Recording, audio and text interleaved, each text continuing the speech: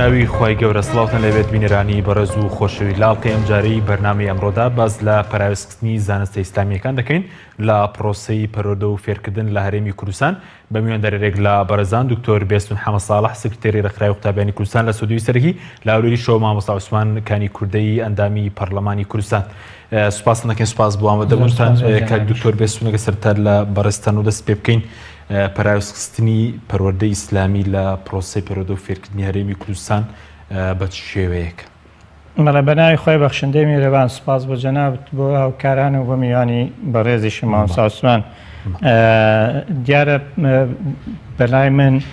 پەراوێزخستنی پەروەردەی ئیسلامی لە ناوەندەکانی خوێندن چ لە وەزارەتی پەروەردە چ لە وەزارەتی خوێندنی باڵا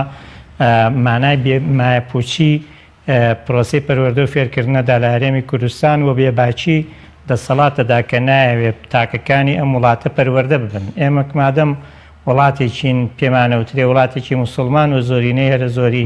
خەڵکی کوردستان موسڵمانن لەسەر ئاینی ئیسلامن لەگەڵ ڕێزم بۆ کەمە ئاینەکانی تریش کە لە کوردستان هەیە پێویستە ئەم دەسەڵاتە ئەم وەزارەتانە خەمیان بێت کە تاکەکان پەروەردە ببن بە پەروەردەی ئاینەکەیان کە ئاینی ئیسلام بۆی موسڵمانەکان پەروەردەی ئیسلامی ئەکرێ پەروەردەی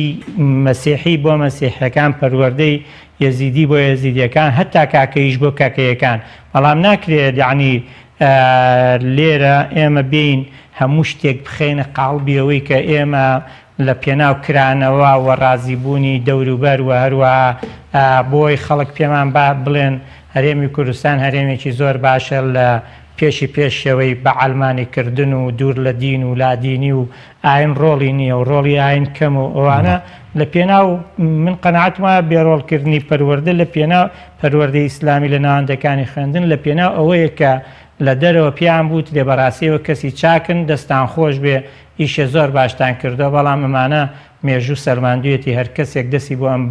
ئەم بوابە بردبێ ئەم بواری ژیانی تاکەکانی کۆمەڵگە بردبێت لە ئەخیرەوە مایەپوچ بووە ئەوەش بۆ تەمای ئەوەی کە لە ئەخیرەوە تەنیا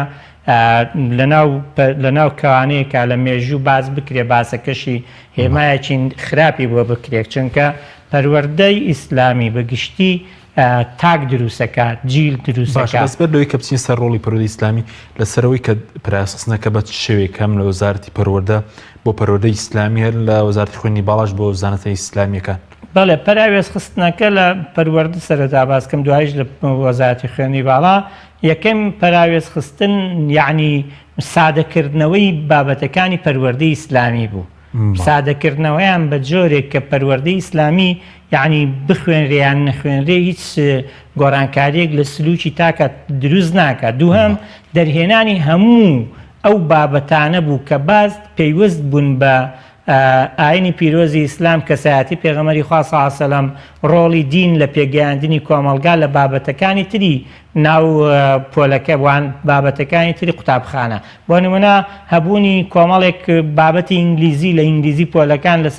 لەسەر پێغەمبەری خوا صلی الله علیه و سەلەم و هەروەها باسکردنی بۆ نمونە ئێستا لە یەکێک لە بابەتەکانی وەزارەتی پەروەردە باسی دادگەریە کرێت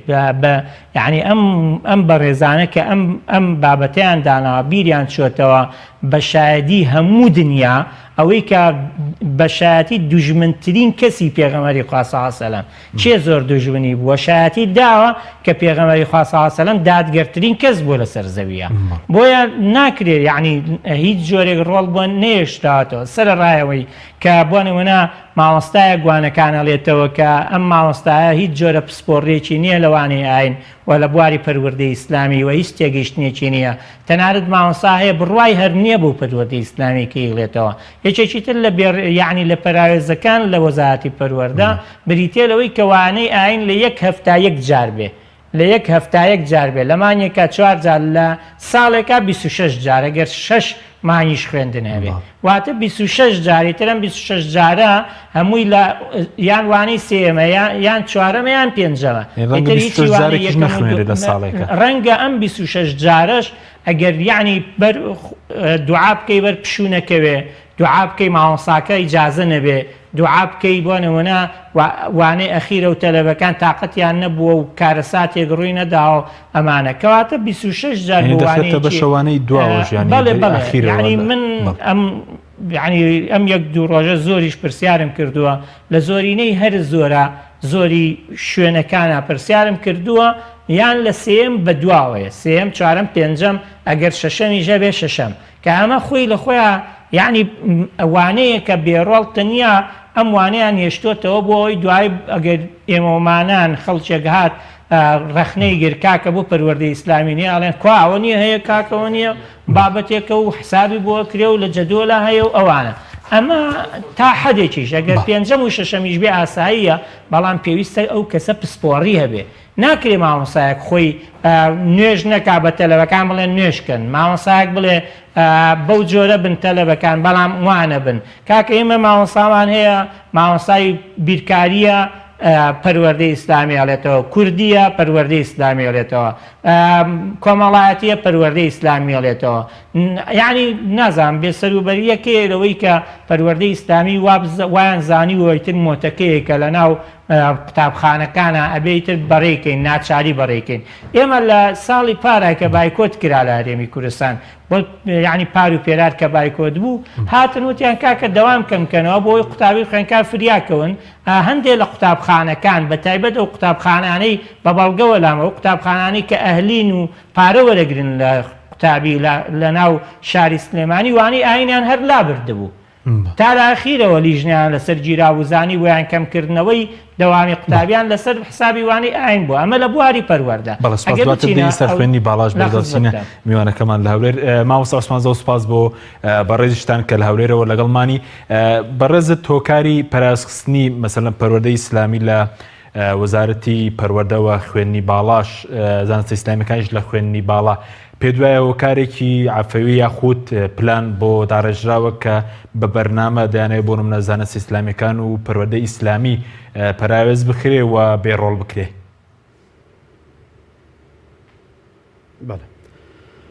بەناوی خوای بەخشندەی میهرەبان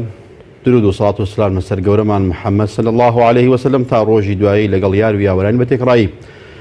سپاس بۆ جنابەت مامۆستا عەبدولحەکیم لێرەوە بەخێراتنی میوانە بەڕێزەکەت دەکەم مامۆستا بێستون خی گەورە پاداش دێتەوە سڵاو ڕێزم بۆ سەرجەم بینەرانی کەناڵی ئاسمانی پەیام هەیە. من دەڵێم بە دڵنیاییەوە ئەم کارە کارێکی عەفەوی و شەفەوی نەبوو لابردن و ڕەشکردنەوە و نەهێشتنی مادەی ئاین و بەشی خوێندنی ئیسلامی و شەرعیەکان هەم باسێکی کۆنە و هەمیش قەزیەکی بچووک نییە بەڕاستی پەراوێزکردنی و لادانی بەڕاستی ئەمن زۆر بە قوولتر تێدەڕوانم ئەویش پێویستی بەوە هەیە کەوا دەسەڵاتدارانی ئێمە لایەنی پەیوەندیداری ئەم کوردستانە ئەم فەهمە سەقەتەی کەوا لە بیر و زیهنیاندایە کەوا ئاین ئیرهاب بەرهەمدێنێ یاخود مامۆستایانی ئاینی یان بەشی ئاینی یان کۆلێژی ئیسلامی یان کۆلێژی شەریعە یان دیراساتی ئیسلامی لەکنوان یەکسانە بە ئیرهاب و یەکسانە بە تیرۆر پێم وایە ئەو پەراوێزکردنە ئەم بۆچوونی هەیەوە ئەوەش پێم وایە هەڵەیە سوپاس بۆ خوا لە میانەی چەندین ساڵی حکمڕانی خۆمانی کوردی دەرکەوتۆکەوە بەشی ئاینی و هەروەها زانایانی ئاینی و هەروەها کۆلێژە ئیسلامیەکان و مەعاهید و پەیمانگە شەرعیەکان سوپاس بۆ خوا بۆتنە هۆکارێکی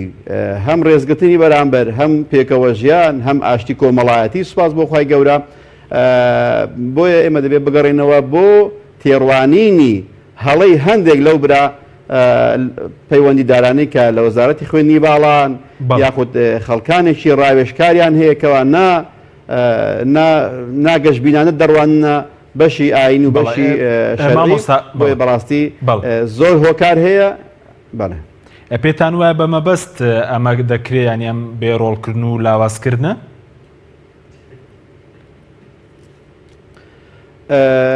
بەڵێ بە دڵنیاییەوە لەبەر ئەوەی ئەگە قەسدیشیان شەریف بێ تعبیرەکان زۆر زەعیفە چەندین هەوڵ و تەقەلای تر هەبووە بۆ لاوازکردن و بێهێزکردن و لە ناوبردن و ڕەشکردنەوەی بەشە ئاینیەکان هەر لە زانایان ڕابگرە هەر لە مزگەوتەکان ڕابگرە هەچەند لە ساڵی 2013 خۆمان بینیمان بە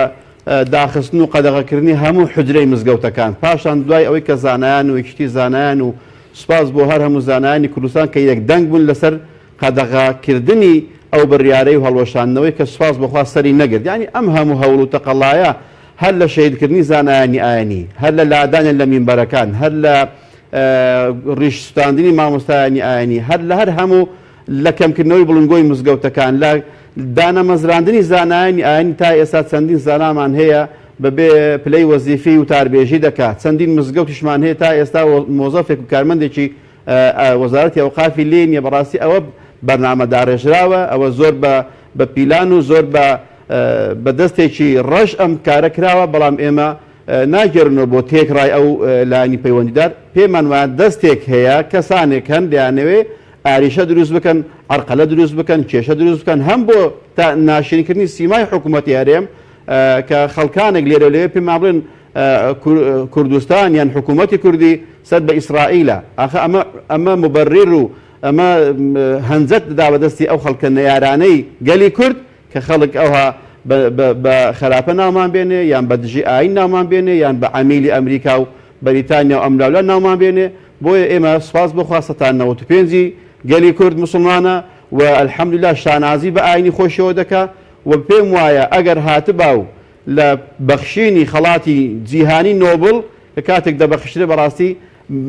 گەلی کورد و هەروەها شارەکانی کوردستان حەقوا بوو جایزەیەکی نۆبڵ وەربگرن بۆەوەی کەوە ڕێز و خۆشەویستیان بۆ ئاین و پێغەمبەرەکان لار هەموو ئاینەکان زیاترە ئەمە دڵسۆزی گەلی کوردستان و شعبی کوردستان سەلماندوێتی بۆیە هەر هەوڵێک لەو بارەیە بدرێ پێمان وایە بەر لە دایکبوونی وەفاتی کردووە بە نەزۆکی بووە سپاس بۆخوا سەری نەگرتووە. بەڵێ ینی پێ دوایە سانسۆر بڵێن پەراوزخستنی زانستی ئیسلامیەکان و پەرۆیستانتانە لە بڵێن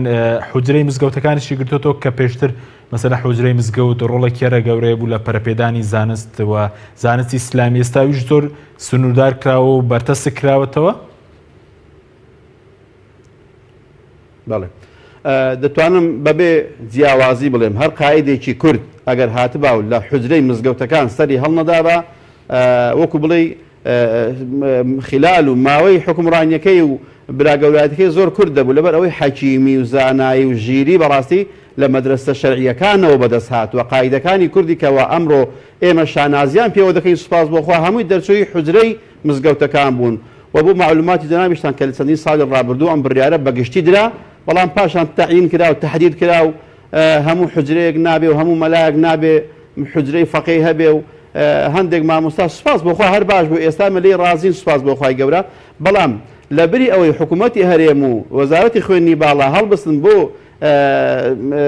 تەحجیمکردنی بەشی شەریعە و ئیسلامی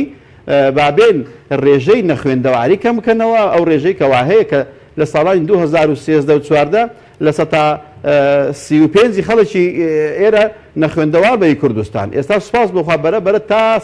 ساڵانی 2016 و 17 گەیشتۆ بە 115 ڕێژەی نەخوێندەواری ئەوان ئەگەر هەوڵ و ماندووبوونیێکیان هەیە لە ئارادا با بۆ نەهێشتنی نەخوێندەواری بێ با بۆ دروستکردنی بینای قوتابخانەی گوندەکان بێ وەکو مامۆستا بێستون باسی کرد کە دەرسی ئاین ئەگەر هەش بێ یان کۆتا دەرسە یان مامۆستایەک دەرسەکە دەڵێتەوە لەگەڵ ڕێز و حرمەتم لەگەڵ ئەو پەڕی احترامم لاوانەیە مامۆستا اختصاصی ئاین نەبوو بێ یان لەگە مامۆستای وانەی عەرەبی دانراوە یان مامۆستایەک دانراوە کە خۆی باوەڕی بە ئاین نەبوو تەمان لەگەڵ ڕێز و احترام خەڵکانێکە بووە بۆ نمونە مەسیحی بووە یاخود دینێکیکەی هەبووە دینی ئاینیان پێدا و پاشان کە زانراوە هەڵساون هەڵوێستیان هەبووە بۆیە پەراوێزکردن و دواخستنی ئەم بەشە زەرەر بە ئێمە دەگەێنێ هەم لە سەقافەت و ڕۆشنبیری گەلی کورد کاتێکەوە گەنجێک لە ئاینی ئیسلام و لە پرەنسیپە ئیسلامیەکان و لە دەقا شەرعیەکان وەک خۆی تێبگا باشترە یاخود دوو لە ڕووی جەنابتان چاواشە بکرێ بە هەندێک بڕیارێک بە هەندێک فتوا بە هەندێک شتی کە پێچەوانە بێ لەگەڵ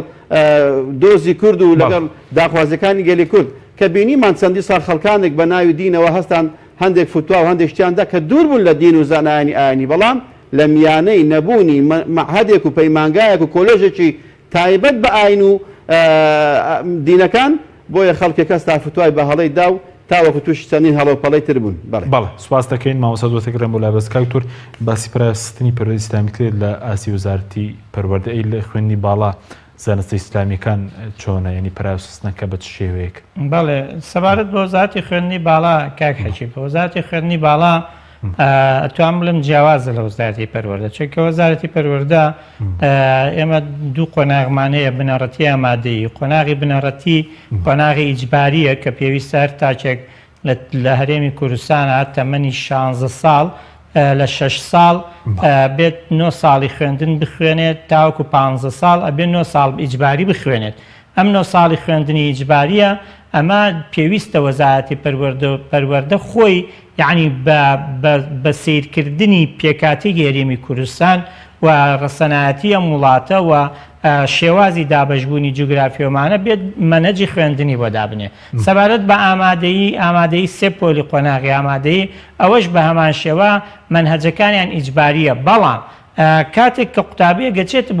بۆ وەزارەتی خوێندنی باڵا، وەزارەتی خوێندنی باڵا قوتابی اختیاری بۆیە ڕوا هەیە بۆ نمونە نمرەیەکی بەرزێ پێی وایە لەوانەیە حەزی لەوە بێ بڕواتە وەزارەت کۆلێژی زانستە ئیسلامیەکان بڕوا یان کۆلێژێکی تر بڕوا. ئەمە لێرەوە ئێمە هاتینە ئەوەی کە لە هەرێمی کوردستان یعنی بڕیار ڕەش و سپی هەمووی ڕەش و سپیە بینرێ، یان ڕەش و سپی لە یەک جیا ناکرێتەوە، ملەوە نابینن. بۆ نمونە کاکە ئەم کەسە تاوانبار بۆ ئەمە تاوانی کردووە، نەک من تاوانم کردبێ. بۆ نمونە 20 کەس تاوانەکە، ئەم 20 کەس لە مەکانێکە تاوانەکەن لە شوێنێکە تاوانێک ڕۆدا لە 20 کەسی لێ یەکییان کردوێتی، بەس لە هەرێمی کوردستان هەر 20 کردوێتی. کاکە مەلایەک غەڵەتی کردووە بعد لەگەڵ ڕێزم بۆیان کە ئەوان پێیان وایە غەڵەتی کردووە. ئەم ماوەسای بەڕێزە کە غەڵەتی کردووە ئیتر هەموو ماوەسایانیان پێوەکو کردوێتەوە، نابێت ئیتر ماوەسایانی حجرەی هەبێ، نابێ مزگەوت بەکاربێنێ. با لە وەزارەتی خوێندنی باڵا کاکە هەرێمی کوردستان کاتێک ئەم سیستەمەی سەقەتەی وەزارەتی خوێندنی باڵا داهێنرا کە ئەم ساڵ ئەو هەموو ناومێدی لێکەوتەوە، چەندین خەڵک ئەو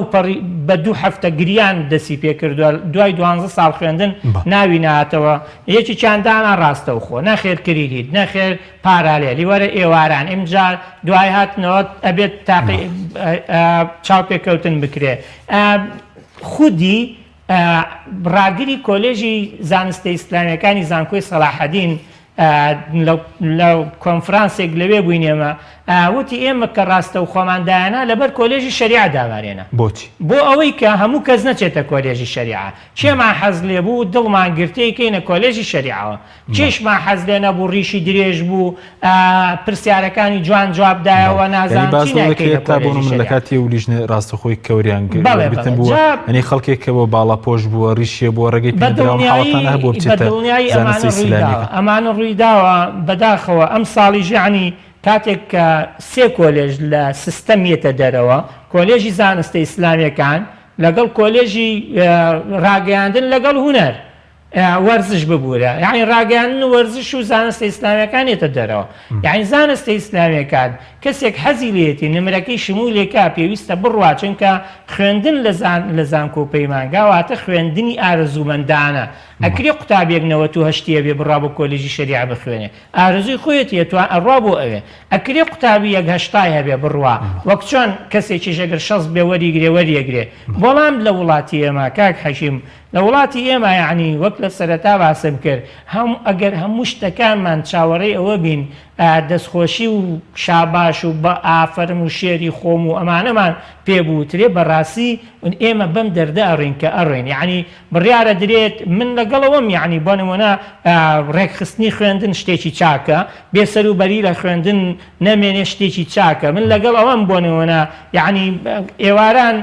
هەرچەند ئێوارانی سەر لە زانکۆکانی هەرێمی کوردستان زۆربەی هەرە زۆری کۆلێژەکان ئێواران داخرا، ئەمەیان ڕەنگە بەلای منەوە ئەهوەنتر بێ کە بەشەکانی کۆلێژی زانستی ئیسلامیەکانیش داخرا مادەم ئەوانی کە داخرا، بەڵام ئەمەیان نائەهوانە کە بێڕۆڵکردنی کۆلێژی شەریعەیە کە دانەمەزراندنی دەرچۆکانێتی بۆ مامۆساکانێتی کە نەهێشتنی ئەنجامدانی چالاکیە کە نەخستنە خزمەتی کۆلێژی زانستی ئیسلامیەکانە بۆ دین بۆ سەرچاوە دینیەکان کە بێڕۆڵکردنی کۆلێژی شەریعەیە لەوەی کە خەڵک فێری دینکە، بێڕۆڵکردنی کۆلێژی شەریعەیە کە توێژینەوە لەسەر دین بکرێ، لەسەر ئاینی پیرۆزی ئیسلام بکرێ، بێڕۆڵکردنی کۆلێژی شەریعەیە لەوەی کە نایەڵن کۆلێژی شەریعە بێت بۆ نمونە کۆنفرانساتی گەورە ڕوو بکات لە هەرێمی کوردستان ڕووە جوانەکانی دین هەمووی نیشانی خەڵکدا. یعنی ئێستا بۆنەوەنە مانجی لە دایکبوونی پێغەمبەری خوا صلی الله علیه وسلم ئەکرا یعنی وەزارەتی خوێندنی باڵا بۆ وەزارەتی خوێندنی باڵا ئەکرا بە کۆلێژی شەریعەکانی زانکۆی سلێمانی هەڵەبجە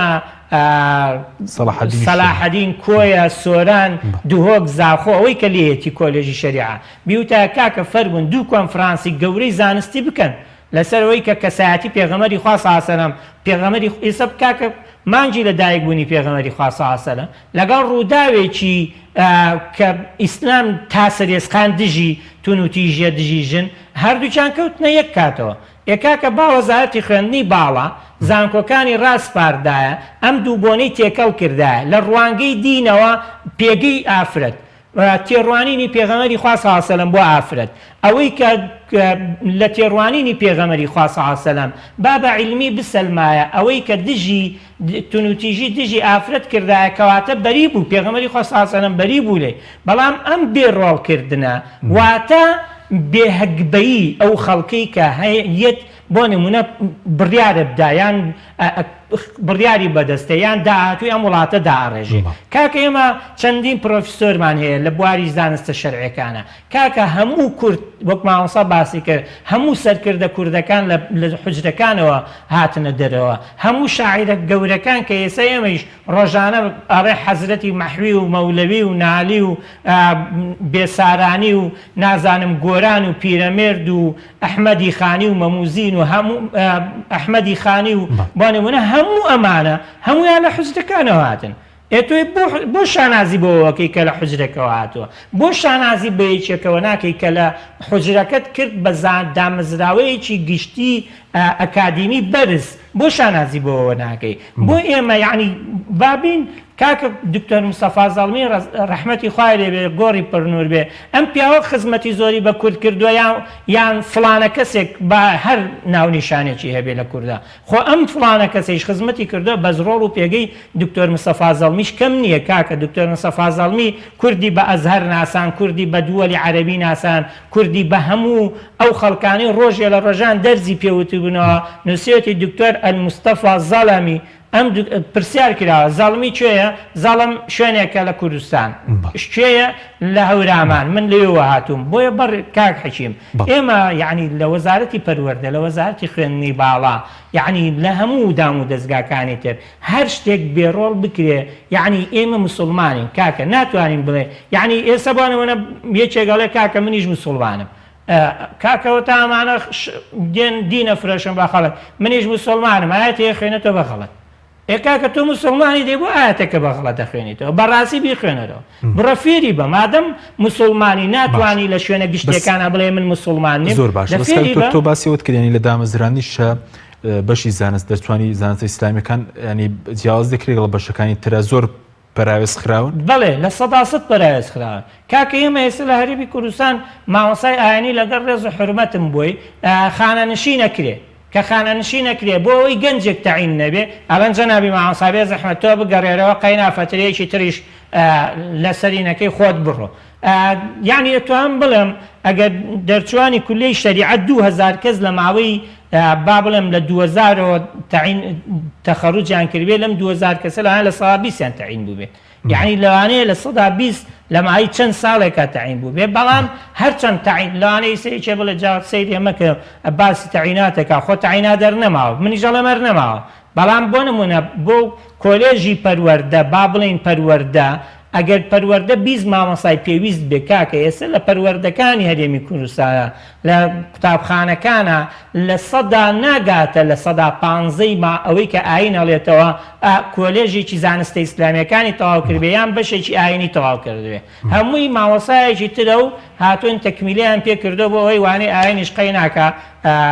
علە بابەڵا بڵێتەوە بۆی تەکمیلی محازەرەکانی سپاس دەکەم مامۆستا بگەڕێم بۆ لای بەرز سەبارەت بەوەی کە ساڵی ڕابردوو بۆ نمونە پەیمانگای خوێندنی ئیسلامی هەبوو سەر بە وەزارەتی ئەوقاف خراوەتە سەر وەزارەتی پەروەردە پێ دوای ئەمە شتێکی باش بوو یاخود ئەمەش جۆرێک بوو لە لێدان لە خوێندنی ئیسلامی بەڵێ بەدڵنیاییەوە ئێمە هەموو کات لەگەڵ ڕێخستن و تۆکمەکردن و تەرتیبکردنی کاروباری خوێندنین نەک هەر لە وڵات خۆمان لە هەموو شوێنێک خۆزگە دەخوازین بۆ وەکو پێویست بە دەنگەوە هاتنی مامۆستایان یاخود دکتۆرەکان و ئوستازەکانی کولیەکان خۆزیە وا بووایە لە خەم بوونایە دڵسۆز بوونایە چالاک بوونا بۆ خەمکردن بەڵام بەداخەوە کاتێکەوە هەنگاوێک دەنێن ئەم هەنگاوە وەکو باسمان کرد ئەگەر مەبەستیشیان تێیدا باش بێ هەنگاوەکان هەن ناشەفافن تێی ناگەی کە مەبەستیان چییە بۆ ئەم بەشەدا دەخرێ بۆ ئەم بەشە هەل دەکرێ ئەدی بۆ هەموو ڕۆژێک لەوانەیە کۆلێژێکی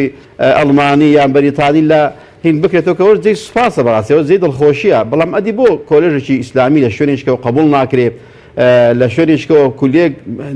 کولێکی نوێ بکرێتەوە کە سوپاس بخوا ئێستاوە بڕیارە ئیشەڵا شتێک لەو بابەتەی بکرێتەوە لەسەر داوای چەندین خەڵکی دکتۆر و زانای ئاینی و کەسایەتی ئیسلامی سوپاس بۆخوای گەورە ومێد دەکەیم بچێتە بواری جێبەجێکردن بۆیە حەلکردنی هەر مەعهەدێک هەر پەیمانگایەک هەر خوێندێکی ئیسلامی بەڕاستی ناتوانین هیچ پاساوێکی بۆ بینینەوە بڵێن ئەمە لەبەر ئەوەیە کە تاوەکو مامۆستایەکانیان موچیان پێ بدرێ لە نیو موچە و ڕوبع موچە بێتە موچەی کامڵ ئەم هەموو پەیمانگا و ئەو هەموو بنکە و مەرکەزیان داخستووە بابزین مامۆستایەک هەیە موچەکەی تەواو درابێتێ مامۆستایەک پێداچنەوەی بۆ خزمەتە وەزیفەکەی کراوە کە چەند ساڵی خزمەت هەیە و ئەوەندا شەهادەی هەیە بە جۆرەی شەهادە و خزمەتەکەی خزمەت کرابێ بێگومان نەخێر کەواتە کە سیر دەکەیت وەک پەندە کوردەکەی دەڵێت بەباو بە بارانێ هەر لە بەفرێکم دەکات لە چاکسازی و لە گەندەڵیەکان بەداخەوە هەر لە بەشی خوێندن و بەشی شەریعە و بەشی ئیسلامی کەم دەکات ئێمە ئەگەر هاتبە وەکو پەرلەمان و وەکو پەرلەمانتاران لە پەرلەمانی کوردستان ئەگەر دەست بەکار ودا و سەرۆکایەتەکەمان هەبووە بەڕاستی لەسەر ئەم بابەتە لەسەر ئەم بڕیارە بەڕێز وەزیری خوێندنی باڵا بانکێش دەکرا بە فەرمی پرساندنی بۆ دەکرا ئەم بابەتە دەبا بە بڕیارێکی فەرمی تعدیل بکرێ یاخود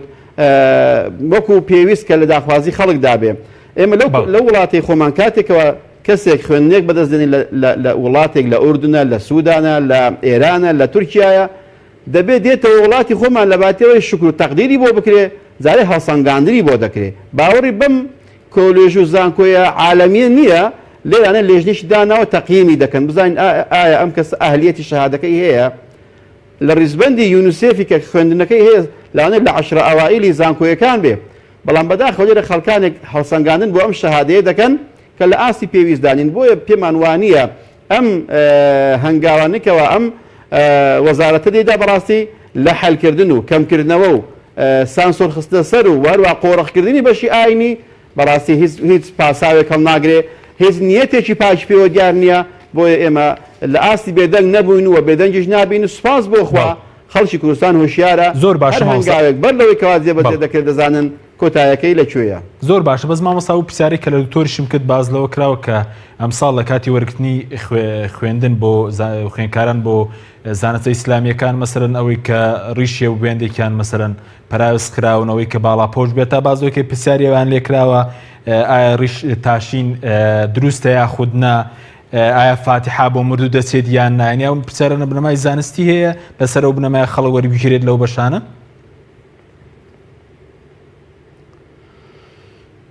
بێگومان نەخێر ئەگەر بچینەوە چاک بگەڕین بە مەرجی وەرگرتن و شروعی قبولی قوتابی لە هەر کۆلێژێک پێویست بەوەیە کە لانی راپۆرتی پزیشکی پێبێ لەوەی کەەوە ئەو نەفرە لانی نەفسی دەرونی تەواو یان نە هەر ئەوەندەیە زیاتر نییە ئەو شەهادێکی هێناوێتی لە ئەعدادیەکە و ئامادەیەکەی خۆی دروستە یان دروست نییە بۆیە بەڕاستی هەر مەرجێکی تردا بنێن وەکو پرسیاری ئیستیفزازی وەکو پرسیارێکەوە پێم وایە بەڕاستی ئەوانە هەموو ئیهانەکردنە بۆ بەشی دەرچوانی بەشە ئیسلامیەکان و بەشە خوێنە شەرعیەکان بەڕاستی و من ئەگەر قوتابی بم و لەو مواهەجەهە و لەو مقابلەیە بەڕاستی پرسیارانە هەم تەرێک دەکەم و هیچیان جواب نادەمەوە لە کاتێکەوە خەڵکانێک پرسیاری ئاینی و هەڵسانگاندن بۆ کەسی ئاینی دەکا بۆ خۆی لە بەشی ئاین و لە بەشی شەرعی و لە بەشی حتا ئوسولی فقه هەتا منطقە هەتا وەکو بەلاغێ و هەتا وەکو ئەم هەموو منطق علومە شەرعیەمان هەیە لەوانەیە لی ئیکمال بێ هەڵسەنگاندن بۆ کەسێک دەکەکەوە دکتۆرایەکی هێناوەتەوە چەندی ساڵە حوجرەی هەیە چەندی ساڵە خزمەتێکی بێبەرامبەری ئەم خاک و ئەم نیشتیمانە و ئەم هاوڵاتیانەی کردووە لە بری ئەوەی مامۆستای ئاینی شەهادەی دکتۆرای فەخری پێ بدرێ کاتێکەوە لە حوجرەیە خوێندێتی تەمەنی 80 ساڵە لا یەزال مەدرسەی هەیە و مامۆستای ئاینی پێگەیاندووە من لێرانەوە پێشنیار دەکەم بۆ وەزارەتی خوێندنی باڵا بۆ سەلماندنی نیەتە پاکەکانی خۆی ڕێزێک خەڵاتێک بەرزکردنەوەی پلەی ئەم زانایە ئاینیانە با ئەکادیمیش نەبن با دەرچووی کۆلێژ و پەیمانگاکاش نەبن بەڵام شەهادەیەکی فەخریان پێ بدا ئەو کات ئێمە دەستخۆشیان لێ دەکەین ئێمە سوپاسی هەوڵەکانیان دەکەین کە بە ناوی چاکسازیە بە ناوی تۆکمەکردن و باشکردنی بەشی ئاینی بەڵام بەداخەوەکو و دکتۆریش باسی کرد ئەگەر مامۆستای بەشی ئاین هەش بێ اختصاصی خۆی نییە یان ئەگەر هەش بێ حیسە نییە ئیلا محازەراتە ئیلا مامۆستایەکە کە بەداخەوە بە عەقدێک هاتووە کە ئەم بەشە ئاینیە بڵێتەوە ئەگەر شەقاوێک زیاتر بەهاوێ فەسڵی بکەن لە تەسی نابڕاوی خۆی ناتوانێت دەرسەکە وەک خۆی پێویست شەرح بکەن. بەڵە سوپاس دەکەم مامۆستا دووەتە گەڕێم و بەڕێز لەسەر مەنهەجی ئەو زانستی ئیسلامیەکانیش قسە دەکەن ئەمەجەکە چۆن دانراوە ئایا لاسی پێویستدا لە کۆلێژە زانستی ئیسلامیەکان بەڵێ بینەرانی بەڕێز ناوبڕێک و دەگەڕێنەوە وڵاتەمەکەم. تۆپ ئارت تاکە بریکاری تۆڕی میدیایی کۆمەڵ بۆ دروستکردن و بڵاوکردنەوەی ڕیکلام. تۆپ ئارت. دنیا دیکۆر بۆ کەوانتەر و تەختەی ئەرزی. لە دنیا دیکۆر ئامادەین بۆ دروستکردنی کەوانتەر و دانانی تەختەی ئەرزی بە باشترین کوالیتی و نرخی گونجاو. دروستکردنی کەوانتەر بە خواستی خۆتان بە کەرەستەی MDF و HDF و HPL و R-Click و داری سروشتی و باڵۆن پرێس. هەروەها دروستکردنی کەوانتەری تاقیگە و WC و کابینات با کەرەستەی کۆمپاکت لامینات کە دژە بەکتریا و دژە ئاو و دژە ئەسیدا. بۆ دڵنیابوون لە کوالیتی و نرخی گونجاو تەنها دنیا دیکۆر هەڵبژێرە. دنیا دیکۆر.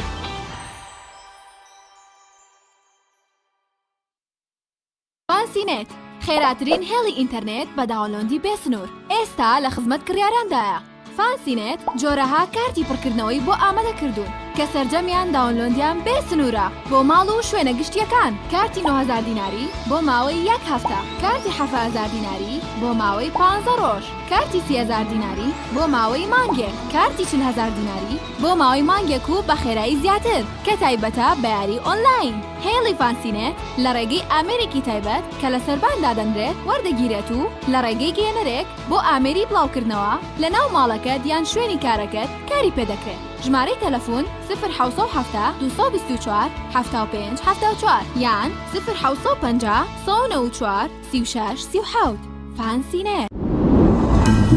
تۆپ ئارت تاکە بریکاری تۆڕی میدیایی کۆمەڵ بۆ دروستکردن و بڵاوکردنەوەی ڕیکلام. تۆپ ئارت.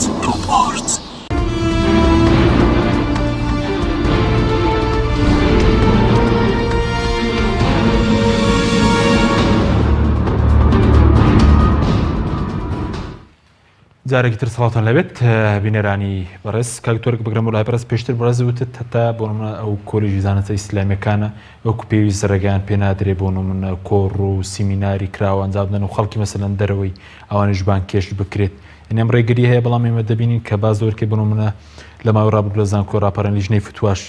قسەی هەیە بوو لەسەرەوەی کە سوکایەتی بە ئاین کراوە مەسەلەن خەڵکە بوو مامۆستای زانکۆژنەوە بەس بۆ نمونە ڕۆشتت بۆ ئەوێ و قسەی لەسەر ئیسلام کردووە باسی مەسەلا تاوەکلۆکە خوانیە و بەڵێ کار حەکیم خۆی بۆ ئەم پرسیاریشی بۆ ئەوەی پێشیش کە وەرگرتن بۆ لە وەزارەت لە کۆلێژی شەریعە زانستە ئیسلامیەکان بۆ نمونە ئیتر سەیریان کردبێ بە زایر خەڵکیان وەرگرتویان مطلق نییە، ینی تعمیم نییە بۆ هەموو کۆلێژەکان. من سوپاس و ڕێزم بۆ بەشێکی باش لە کۆلێژەکان بە تایبەت ناوی ناڵێم ناوی هیچ شوێنێک ناڵێم بۆ ئەوەی نەبێتەوەی کە شوێنێک باشتر بێ و شوێنێک خراپتر، بەڵام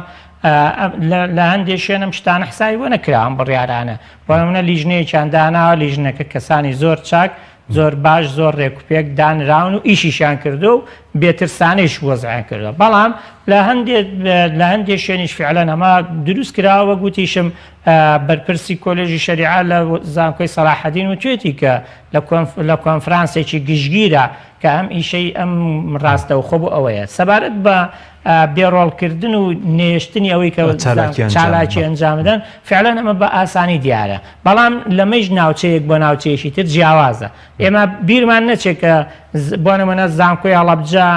چالاکی ئەنجامدا کۆلێژی زانستە ئیسلامیەکانی زانکۆی سلێمانی من بینیومە چالاکی ئەنجام داوە بە زانکۆی سەلاحەدینیش چالاکی ئەنجام داوە بەڵام زانکۆیەکی وەکو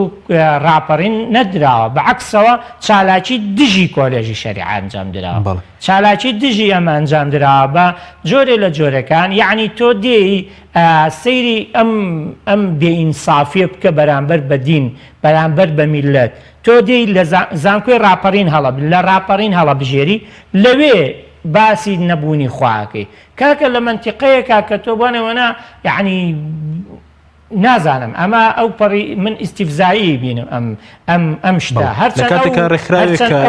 وایە حەکیم ئەوان پیان وایە کاکە ئەمە سیراعی بینی ئێمە ئێوەیە فەرموویەوەی ژوەر نەمەیدان بەڵام کە من ئێمە مەیدان ئەو نایڵێ من بێمە مەیدان کە ئەمەیە گرفتە من نادرێ بۆ نمونە سیمینارێک لە زانکۆ بکە لەسەر مەسەلە نەخێر بە قەنەعەتی من ئەگەر بۆ نمونە ئەو هاتوتە مەیدان بابێت ئاساییە بابێت منەزام هەک بێ ئەو چیتیایە بەڵام فرم و بایەمیش بینە مەیدان کاکە ئێمە ڕێکخراوی قوتابیانی کوردستان هەوڵماندا لە هەندێک لە زانکۆکانە هەوڵماندا کە لە پار بۆکو پڕۆژەی دۆستانی محەممەد صلی الله علیه و سلم سیمینار ئەنجام بدەین لەسەر کەسایەتی پێغەمبەری خوا صلی الله علیه و سلم بە هەماهەنگی زانکۆکان بەڵام بەداخەوە ڕێمان پێ نەدرا کە لەسەر کەسایەتی پێغەمبەر ڕێگەتەن پێدر پێغەمبەر صلی الله علیه و سلم لایەنێک لە ژیانی پێغەمبەری خوا بۆ نمونە ئێمە پرۆژەکەمان ئاوا بوو کە بین کۆنفرانسێکی زانستی لەسەر ژیانی پێغەمبەری خوا صلی الله علیه و سلم ئەنجام بدەین توێژینەوە بکرێت زانکۆیەک داعمی بکە لەگەڵمانە بۆی فول یعنی ئەکادیمی دەرچێ بەڵام بەداخەوە ڕێمان پێ نەدرا شتی کەژ لە کاتێکە ڕێگە بۆچیە ڕێگە بە غەیری دینی دەدرێ بۆ نمونە خەڵکێ مامۆستای زانکۆنیە بەڵام لە هەفتەیە کارڕێگەی پێدرێ مەسەلەن بە ناوی فەلسەفەوە بێ مەسەلەن قسە بە ئاین بڵێ زانکۆیەکە مامۆستا حەکیم گرفتەکە ئەمەیە بەڵام لەوە دڵخۆشکەرتر ئەوەیە کە ئێمە بۆ نمونە لە قەزیە دینیەکانە خەڵکی کوردستان یەکدەمە یعنی من پێم وانە جیاوازی هەبێ بوانەوەنا ساو زەرد چین سوور موەر نیلی نازام قاوەی پرتەقاڵی هەمووی یەک شتە لە کەم قەزیە دینیەکانە بەڵام خەڵەکەسی بەم هەوڵەمە کەسیدارە کردووە کە هەیە بۆ پرۆسەی مەسەلەن ڕەنگە پێیانەوە بڵێ کەمتر هەست بە ئەو بکەن کەمە پلان بۆ داڕێژراوەنی فرامۆشکردنی پەروەردەی ئیسلامی زانستە ئیسلامیەکان من قەنەعەتم وان نییە یعنی بە جۆرێک لە جۆرەکان لە 100% پلان بۆ داڕێژان بێ لە 100% بەشێکی یعنی زۆر باشی لەوا بینم کە ئێمە دوو کۆنگری پەروەردەیی کراوە لە هەرێمی کوردستان کۆنگری پەروەردەیی 2007 کۆنگری پەروەردەیی 2015 یعنی ئەم لەم دوو کۆنگرە پەروەردەییە ئەوەندە یعنی هەوڵیان داوە کە کاکە ئێمە ژەوەتا لە ئاستی وڵاتە پێشکەوتەکانیان ئەوەندە هەوڵیان نەداوە کێشەکانی پەروەردە چارەسەرکەن بۆ نمونە ئێمە لە کۆنگری پەروەردەیی 2007 ڕێکخراوی قوتابیانی کوردستان ئەم پرۆژەمان ئاراستی کۆنگرە کرد ئەمە پرۆژەی پەروەردە و فێرکردنی ئامادەکردنی ڕێکخراوی قوتابیانی کوردستان لە 2007 هاتین ئاراستەمان کردن وتمان کاکە ئەم پرۆژە لێکۆڵینەوەیەکە لەبەر لە لێکۆڵینەوەیەکە لەسەر تاچی کوردی کراوە هاوتایە بە وەزعی کوردی بە ژیانی خەڵکی کوردستان بە لایەنی کۆمەڵایەتی لە چواردە بەش پێکاتوە کاکە ئەمە شتێکی باشە وەرن قسەی لەسەرکەین هاتن بۆ نمونە وتیان کاکە ئێمە ئەمانەوێ ئێوە هەرتان یعنی بەڕێزێکی بەرپەرز هات وتی ئێوە هەرتانێ من بگەڕێنەوە بۆ ئەفغانستان وتمان نەخێر کاکە ناوگەڕێنین بۆ ئەفغانستان ناویشو بین بۆ ئەفغانستان کاکە هاتبین بۆ مالیزیاوە تا لەو دیوانەوە مالیزیا لە ئاستی دەوڵاتی یەکەمی جیهانە یەخۆ مالیزیا پەروەردەی ئیسلامی تێزاڵە خۆ مالیزیا پەروەردەکەی ئیسلامیە خۆ مالیزیا سەرۆکەکەی ئیسلامیە خۆ مالیزیا نازان هەموو شتێکی ئیسلامیە ئەی بۆ مالیزیا دەیەمە لە عالەمە بۆ پەروەردە لە مالیزیا پێشکەوتوترین پەروەردەیە بۆ پرۆفیسۆرەکانی کوردستانە چن لە مالیزیا شەهادەکانیان هێننەوە و لێرە شەهادەکانیان زۆر موهیم و ئەوانێ هاتی وتمان کاکە لێرە هێنامانەوە وانەی پەروەردەی ئیسلامی لە بەشی دەیەم باسمان کرد وانەی پەروەردەی ئیسلامیمان خستە دوای وانەی کۆمپیوتەر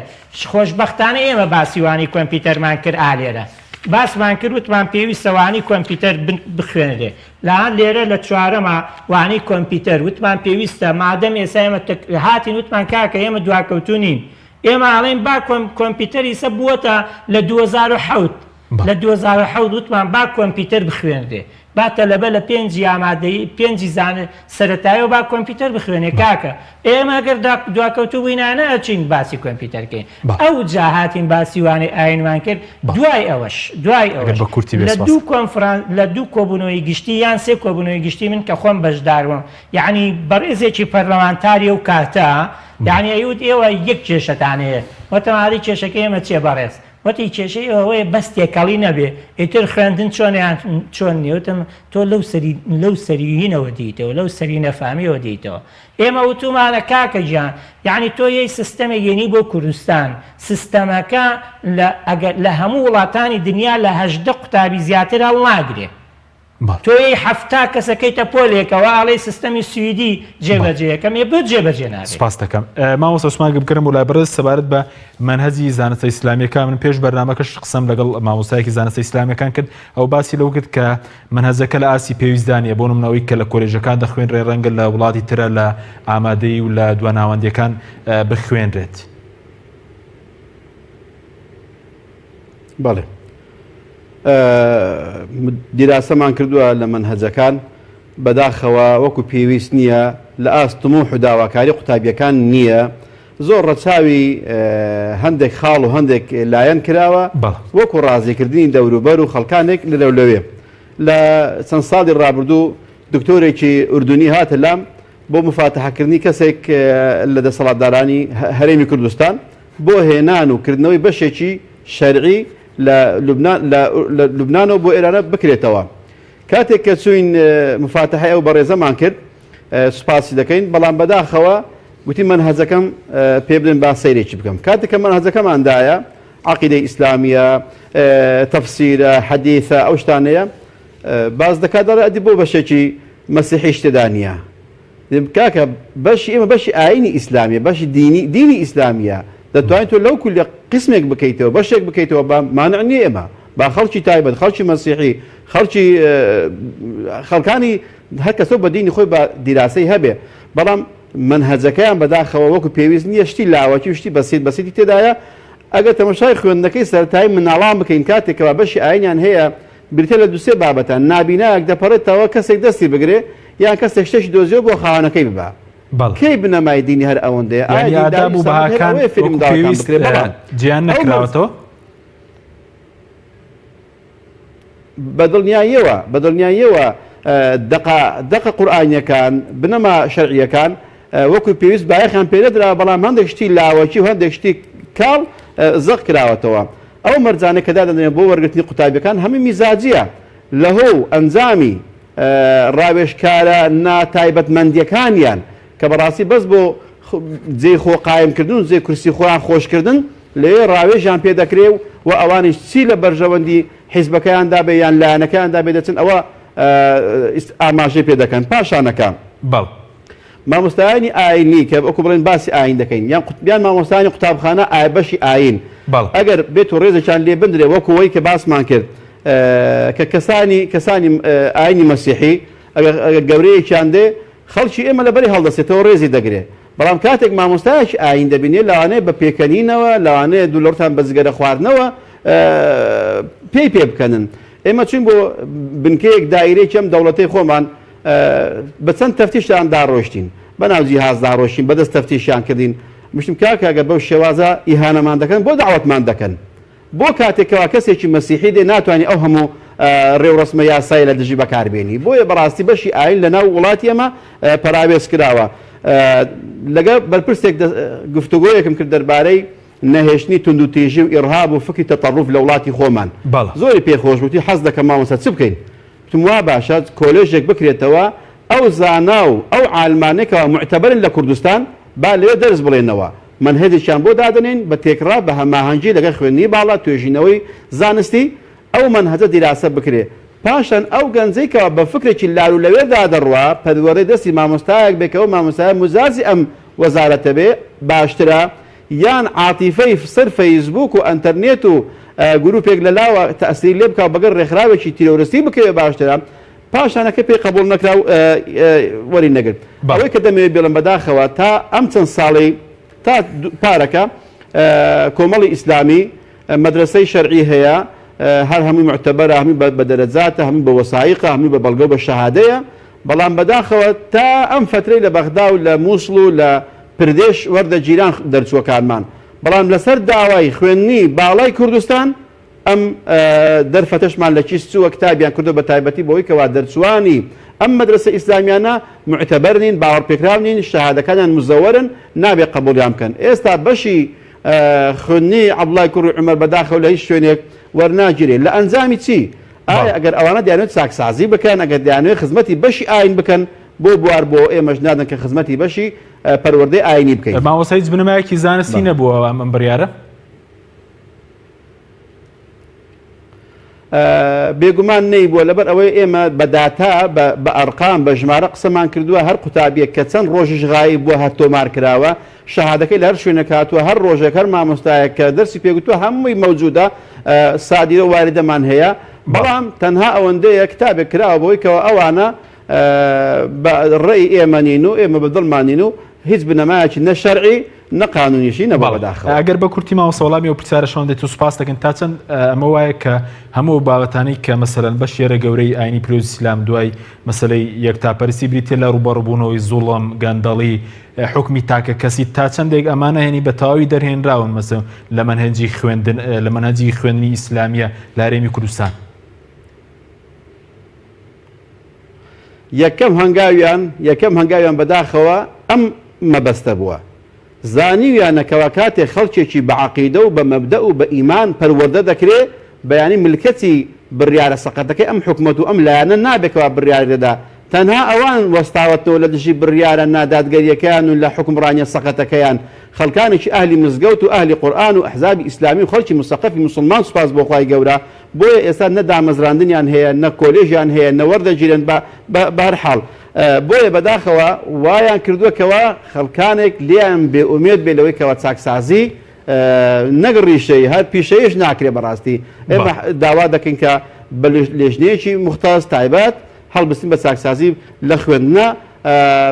هەم تعلیمی عالی و هەمیش خوێندنی سەرەتاییەکان. بەڵێ سوپاس دەکەین کاکتور کاتمان کەمەوە سوارد بە زیانەکانی ینی بێڕۆڵکردنی هەم مەسەلەی پەرۆدەی ئیسلامی لە وەزارەتی پەرۆدەوە زانستی ئیسلامی لە خوێندنی باڵا چییە بۆ سەر کۆمەڵگەی کوردی؟